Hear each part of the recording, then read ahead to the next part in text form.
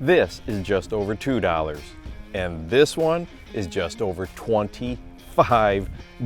Both of them are jerkbaits. Well, we know when it comes to the prices of lures, the last decade or so, things have gotten sky high. And a lot of times anglers are looking for a budget option. Well, what is the real difference between the two? Of course, we know components, right? We know better hooks, cheaper hooks. When you've got a lure that's like $2.16 at retail, you know they have to use as many low-cost components as they can, but there's got to be more to it than that. Well, I wanted to go underwater today and show you what the big difference is between a more budget-friendly jerkbait and then one that costs quite a bit of money at $25 plus. Well, a little while ago when I did a video on how different jerkbaits sound, a lot of viewers wanted me to test the Megabass Vision 110. I didn't have it in that particular video, and the real reason was I was getting different jerkbaits. That one was, I was like, man, that's a lot of money. I think I'm gonna pass. Well,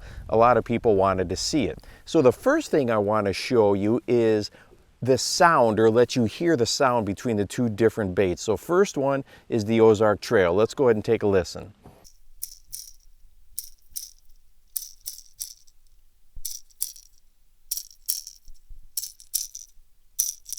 All right, and this one is the Megabass Vision 110.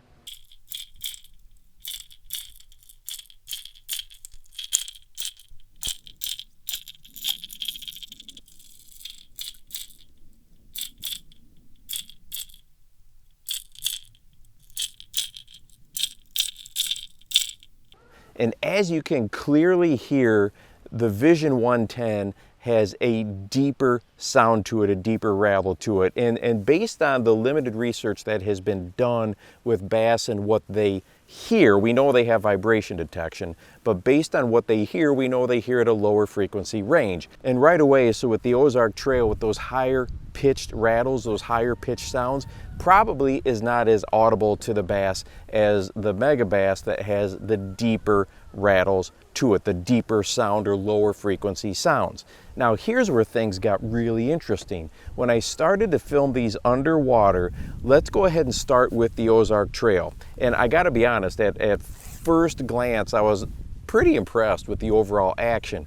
But here's where things started to differ. When you would pause the less expensive jerkbait, it would rise quick, almost just pop up like a cork. So if you're going to fish one of these budget-friendly jerkbaits, like this one for example, you want to be conscious of that. So for this particular lure, if you're going to keep it working more on a steady cadence, steady retrieve, and not have very long pauses, you're probably going to be okay. But when you just watch it on the pause, when we just rip it a couple times and then stop, it just pops to the surface so very quickly. Now let's take a look at the Vision 110. When we rip that one through the water column, as we would expect, has really great action to it. But then when you leave it sit, look at this. It just suspends and sits and sits and sits. You can leave it pause a really long time. And if you were fishing something like a cold water situation, that's really important. And a lot of the jerkbaits that we use out there on the market, a lot of them that I use that are in that, let's say, $8 to $15 range, they suspend nicely. But this one here with the 110, you can clearly see, you can just hold it on the pause for an extremely long time. So part of that cost difference, you know, obviously we talked about components, but is also the research and development part of it.